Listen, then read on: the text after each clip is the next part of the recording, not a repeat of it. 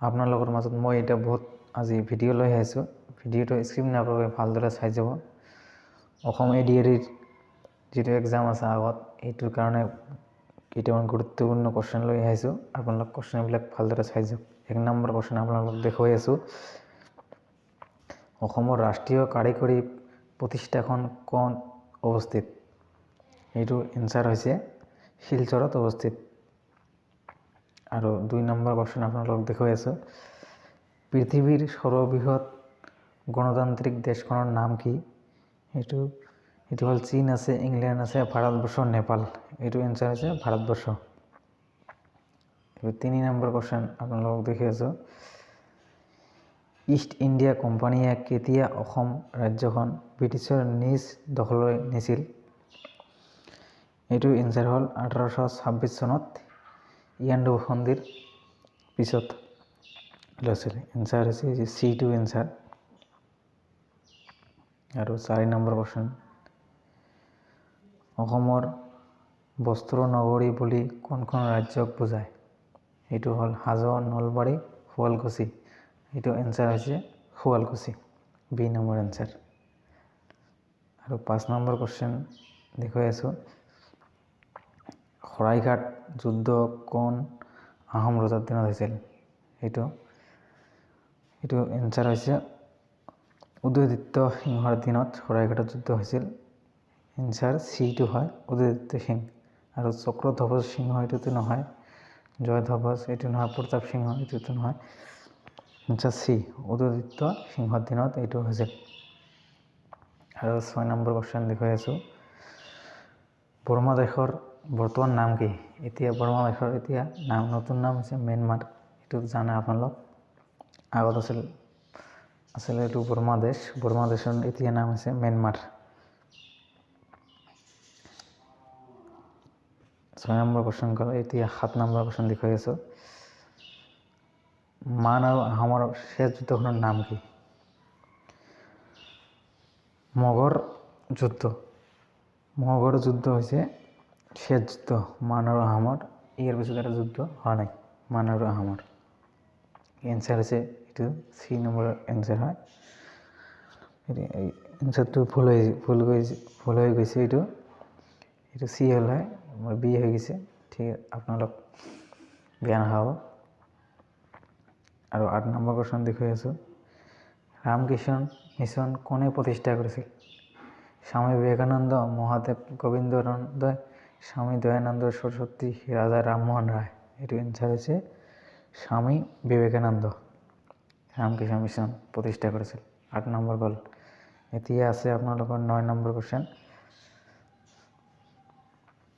ইংৰাজসকলে তেওঁলোকৰ প্ৰথম ব্যৱসায় কেন্দ্ৰ প্ৰতিষ্ঠা কৰিছিল কেতিয়া?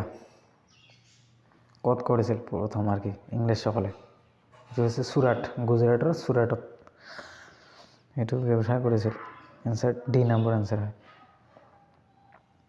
10 নম্বৰ কোৱেশ্যন। পলাচী নামৰ ঠাইখন কোন নদীৰ পাৰত অৱস্থিত?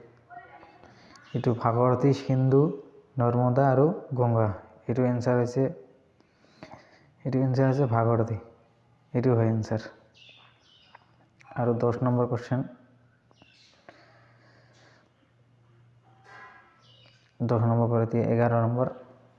তলৰ কোনখন চহৰ ব্ৰহ্মপুত্ৰ নদীৰ পাৰত অৱস্থিত নহয়? মানে কোনখন চহৰ? গুৱাহাটী, ব্ৰহ্মপুত্ৰ, তেজপুৰ, নলবাৰী। এইটো এনচাৰ হৈছে নলবাৰী।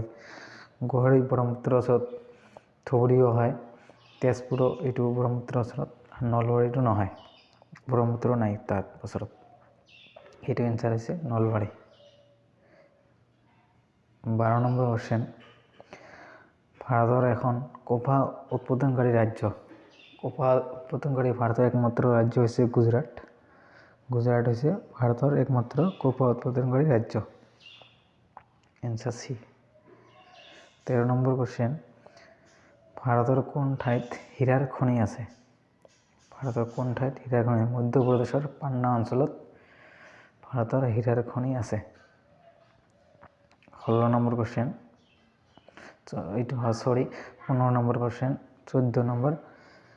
অসমৰ ব্ৰহ্মপুত্ৰ আৰু বৰাক নদীৰ অৱবাহিকা দুয়োটাৰ বিচ্ছেদ পাহাৰটোৰ নাম কি? এইটো এনচাৰ হৈছে বৰাইল পাহাৰ। এইটো হয় বৰাইল পাহাৰটো হয়। 14 নম্বৰ গ'ল আৰু ইয়াৰ পিছত 15 নম্বৰ কোৱেশ্যন আছে। তলৰ কোনখন নদী ব্ৰহ্মপুত্ৰৰ উপনদী নহয়? কোনখন নদী ব্ৰহ্মপুত্ৰৰ কোনখন নদী উপনদী নহয়? এইটো ধলেশ্বৰী, কপিলী, সোৱণশিৰি, শংকৰ। এইটো ধলেশ্বৰীটো ব্ৰহ্মপুত্ৰৰ উপনদী নহয়। আৰু 16 নম্বৰ কোৱেশ্যন। বিখ্যাত চিত্ৰ মোনালিছা কোনে অংকন কৰি উলিয়াইছিল? এইটো এনচাৰ বি মাইকেল এঞ্জেলো।